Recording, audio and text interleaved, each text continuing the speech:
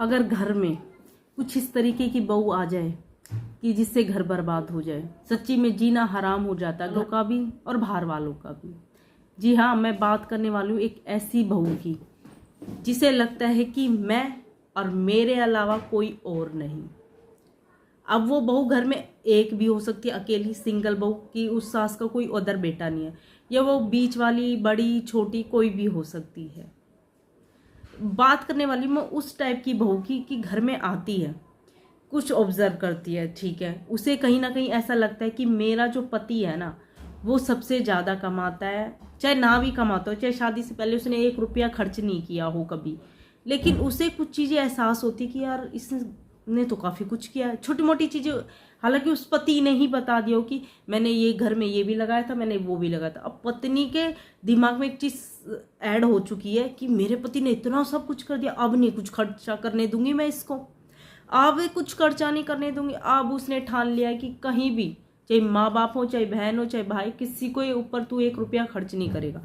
अब यहाँ पर पत्नी एक पति पर इंस्ट्रक्शन लगाना शुरू कर देती है, किसी से बात नहीं करनी है, भैया से, भाभी से, भतीजों से, भतीजी से, किसी से बात नहीं करनी है। करता हुआ देख लिया तो मैं ये कर दूंगी, मैं वो कर दूंगी, मैं घर छोड़ के चली जाऊंगी, मैं बच्चा गिरा दूंगी, मैं बच्चे को मार दूंगी, मैं खुद को फांसी लगा लूंगी। तो इस तरीके की ड्रामा क्रिएट करेगी। और जो पति है ना समझ डर जाते हैं, और समझदार ठीक है, जो तेरे से होता है तू करके दिखा दे। यार किसको अच्छा लगता है अपनी जान लेना? कोई नहीं ले सकता, इतनी हिम्मत नहीं है किसी में कि अपनी जान ले ले। रही बात अगर बच्चा बच्चे को मारने की धमकी दे रही है, बच्चे को छत से गिराने की धमकी दे रही है, तो बच्चा सिर्फ आपका अकेले का नहीं है, उसका भी कुछ लगता होगा ना। क्या वो गिरा देगी बच्चे को? क्या इतनी हिम्मत है? चलो गिरा भी दे तो ये आपके लिए एक्शन लेने का सबसे अच्छा मौका है।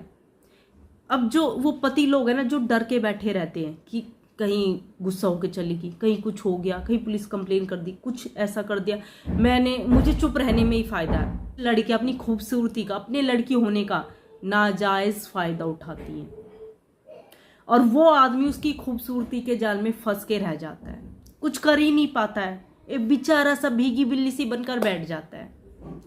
क्यों झंड बना रहे हो यार अपनी जिंदगी? अभी नहीं समझ में आ रहा है? आपको लग रहा है कि वक्त के साथ ठीक हो जाएगा? नहीं होगा, लिखवा लो, कभी ठीक नहीं होगा।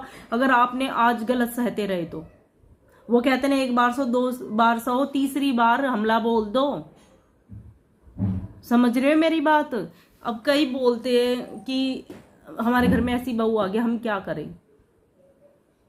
क्या करोगे? आप उसके घर वालों को बता नहीं रहे हो, उसको जैसे वो आप पे पाबंदियां लगा रही है आप नहीं लगा रहे हो, कैसे सल्यूशन निकलेगा? आपको डर लग रहा है कभी पुलिस केस कर दिया, कभी कुछ कर ले। जान सबको प्यारी होती है, करने दो ना, उसको एक मौका दो ना करने का। समझ रहे हो मेरी बात? यहाँ पे कोई भी मैं मक्खन मलाई लगा के कुछ नहीं बताना चाहती कि आज मैं आपको बताने वाली, ऐसा कुछ नहीं है। सीधा सीधा सा है, जो रास्ते पर नहीं आ रहा, जो ढंग से नहीं रह रहा, उसके लिए आपको एक्शन लेना ही पड़ेगा। That's it. कोई भी आपको जिद करके दे मैं ऐसा कर दूंगी, तू कर, तू अभी करके दिखा।